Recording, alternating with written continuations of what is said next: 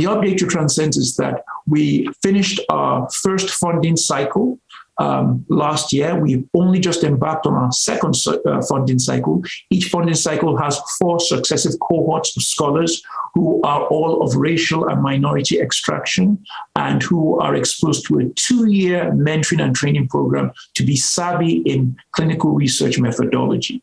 And so we've only just taken our first new cohort within this second funding cycle. We've made a few changes to the new funding cycle. Number one is we've now put together a mentor-mentee workshop, just because we found from our initial cycle that mentoring is an art and a science in many ways. And so we got feedback from our mentors in the first cycle and our scholars in the first cycle that having such a workshop would be helpful.